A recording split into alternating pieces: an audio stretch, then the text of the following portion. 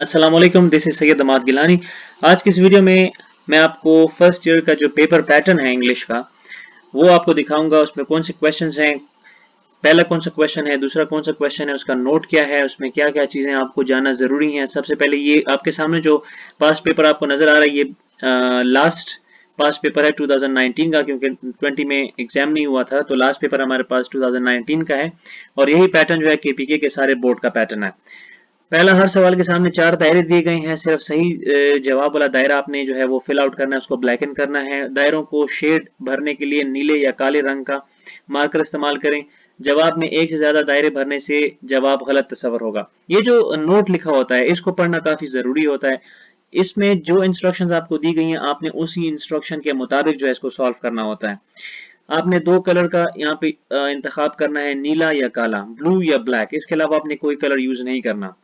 जिस तरह आपको यहाँ पे फिल आउट सर्कल्स नजर आ रहे हैं इसी तरह आपने इनको फिल आउट करना है और इसी तरह प्रॉपरली शेड करना है इसको। तो आपके पास सबसे पहला क्वेश्चन होता है ऑब्जेक्टिव्स का, जिसमें 20 ऑब्जेक्टिव आपके पास होते हैं और इसके 20 मार्क्स हैं। इसके लिए आपके पास 20 मिनट्स हैं। मतलब अगर आप प्रॉपरली यूटिलाइज करें तो हर ऑब्जेक्टिव को आप 1 मिनट दे सकते हैं। तो अच्छा ये होगा कि आप हर ऑब्जेक्टिव को 1 मिनट प्रॉपरली उसको दें। जितना टाइम एक ऑब्जेक्टिव को चाहिए आप उतना ही टाइम उसको दें। अगर जो आंसर आपको आता है फिर तो बहुत अच्छी बात है। पहले ऑब्जेक्टिव का असूल ये होना चाहिए कि जो आपको पहले आते हैं, सारे 20 ऑब्जेक्टिव्स में एक एक ऑब्जेक्टिव पे नजर दौड़ाएं, जो आपको आते हैं पहले वो करें और बाकी जितने रह जाते हैं लास्ट में उनको, जो बाकी टाइम आपके पास रहता है उसके हिसाब से उसके मुताबिक उसको यूटिलाइज करें। इसके बाद क्वेश्चन 1 जब खत्म होता है तो आपके पास सब्जेक्टिव पेपर आता है जिसमें सेक्शन बी होता है। सेक्शन बी के लिए आपके पास मार्क्स हैं 50 और यहाँ पे बाकी टाइम जितना भी है वो आपके पास है, जो कि है 2 घंटे और 40 मिनट का, जो है 2 आवर्स एंड 40 मिनट्स आपने इसके लिए रखने हैं, क्योंकि 20 मिनट्स आपने ऑब्जेक्टिव को दे दिए तो टोटल 3 आवर्स का पेपर होता है आपके पास। इसमें दो सेक्शन है, सेक्शन बी और सेक्शन सी। सबसे पहला नोट आपने यहाँ पे देखना, आंसर 10 पार्ट्स। अब यहाँ पे इस क्वेश्चन नंबर 2 के कितने पार्ट्स हैं, यहाँ पे आप देखें इसके 13 पार्ट्स हैं। 13 पार्ट्स हैं, इसका मतलब है आपने इसमें से 10 करने, 3 आपके पास चॉइस हैं, लेकिन उसमें जो पार्ट 1 और पार्ट 2 है ये कंपलसरी है। मतलब ये वाला पार्ट जो है और ये वाला पार्ट जो है ये कंपलसरी है, ये आपने हर हाल में करना है, इसको आपने नहीं छोड़ना। और जो ये आपके पास है बाकी 3 से लेके 13 तक, इसमें आपके पास चॉइस है। मतलब टोटल 10 करने हैं। पहले दो ये हो गए और ये जो 3 से 13 तक हैं इनमें से आपने 8 करने हैं, तो अब आपके 10 पूरे हो जाएंगे। पहला क्वेश्चन यहाँ के पास रेफरेंस टू द कॉन्टेक्स्ट आता है। जो मैंने आपको नोट्स दिए थे उसमें भी होगा, रेफरेंस टू द कॉन्टेक्स्ट है। अब आपके पास यहाँ पे दो हैं, एक ये है और बीच में और लगा हुआ है। और का मतलब ये या ये आपने करना है या ये करना है। और यहाँ पर भी दूसरा आपके पास पैराफ्रेजिंग है, या ये इस स्टैंजा की पैराफ्रेजिंग करनी है या इस स्टैंजा की पैराफ्रेजिंग करनी है, दोनों में से एक करनी है। और ये दो सवाल करने जरूरी हैं। यहाँ पे मार्क्स आपके पास 50 हैं। इसमें प्रेजेंटेशन का ख्याल रखें, हेडिंग्स का ख्याल रखें, प्रॉपर जो आपकी राइटिंग है उसका ख्याल रखें, मार्कर का इस्तेमाल का ख्याल रखें, क्वेश्चन को प्रॉपरली लिखें। यहाँ पे एक चीज मैं आपको बताता चलूँ कि जो क्वेश्चन पेपर में क्वेश्चन का नंबर होता है आपने वही नंबर जो है वो अपनी आंसर शीट में देना होता है। अगर आप कोई क्वेश्चन पहला करना चाहते हैं तो वो, अगर फॉर एग्जांपल आप क्वेश्चन नंबर 9, यहाँ पे जो क्वेश्चन नंबर 9 है ये वाला, इसको अगर पहले करना चाहते हैं, सेक्शन बी का पहला सवाल ही आप ये करना चाहते हैं, तो आपने क्वेश्चन, आपनी जो आंसर शीट है उसमें आपने क्वेश्चन नंबर 9 लिखना है, वहां पे आपने क्वेश्चन नंबर 1 नहीं लिखना। जो क्वेश्चन नंबर आपको क्वेश्चन पेपर पे नजर आएगा आपने वही क्वेश्चन नंबर वहां पे लिखना है। ये हो गया आपका सेक्शन बी। सेक्शन बी के बाद आपने, अच्छा ये करने के बाद आपने पहले जब सारे सेक्शन बी के क्वेश्चंस कर लें तो फिर आपने क्वेश्चंस को गिनना भी है कि पूरे 10 हो गए हैं या नहीं हुए।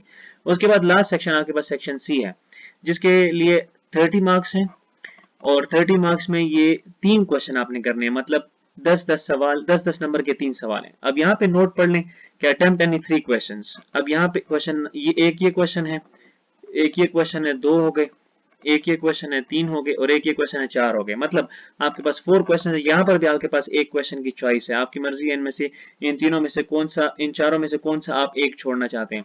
अब ये जो क्वेश्चन नंबर 3 है इसका पार्ट ए भी है पार्ट बी भी है। मतलब ये दोनों पार्ट्स जो हैं वो एक ही क्वेश्चन के पार्ट्स हैं। ये दोनों क्वेश्चन के दोनों पार्ट जो है इस क्वेश्चन के आपने करने हैं। अगर क्वेश्चन नंबर 3 अटेम्प्ट करना है तो ये दोनों आपने करने होंगे, इसको आप अलग अलग तस्वर नहीं करेंगे, क्योंकि 5-5 नंबर वो आगे जो 10 मार्क्स हैं वो फर्दर 5-5 मार्क्स में डिवाइड हुए हुए हैं। तो यहाँ पे पहला आपके पास जो पार्ट है वो ट्रांसलेशन है, इंग्लिश ट्रांसलेशन दी गई है, इसको उर्दू में करना है। और दूसरा बी पार्ट उर्दू ट्रांसलेशन दी गई है, इसको आपने इंग्लिश में करना है। इसके बाद अगर दूसरा सवाल ये 4 वाला आप करते हैं, इसके भी 2 पार्ट हैं, पार्ट ए और पार्ट बी। पार्ट ए में जो चेंज द वॉइस है, वॉइस का मतलब ये है कि एक्टिव पैसिव वॉइस है। ये सारे सेंटेंसेस दिए गए हैं, इनको आपने एक्टिव से पैसिव वॉइस में करना है या पैसिव से एक्टिव में करना है। और बी में आपने प्रपोजिशन ऐड करनी है, जो यहाँ पे प्रपोजिशन आती है, ब्लैंक्स दी गई हैं, इसको आपने प्रपोजिशन ऐड करना है। अगर ये वाला सवाल आप नहीं करते, क्वेश्चन नंबर 5 करते हैं, तो क्वेश्चन 5 का पहला पार्ट है right the summary of the lesson the way it was and is. ये पुरानी बुक से आया है, ये बुक आपकी चेंज होगी तो यहाँ पे कोई और होगा, तो समरी आपने एक लेसन की पूरी यहाँ पे लिखनी होगी।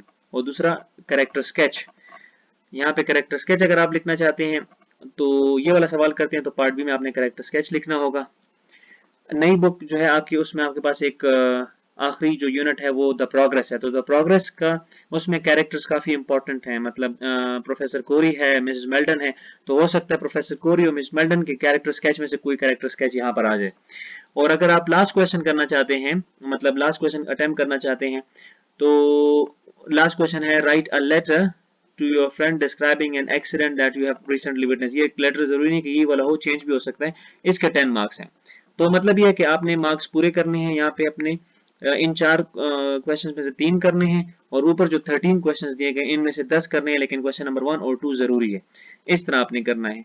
ये आपका पेपर पैटर्न है, केपीके के जितने बोर्ड है सबका यही पैटर्न है और इसी पैटर्न को सामने रख के आपने पेपर की तैयारी भी करनी है। सो आई होप आपको ये पैटर्न देख के कुछ थोड़ी बहुत समझ आ गई होगी। पेपर का इसी तरीके से अपना पेपर तैयार करें। And this was all about the paper pattern. I hope you have got it. Thank you very much.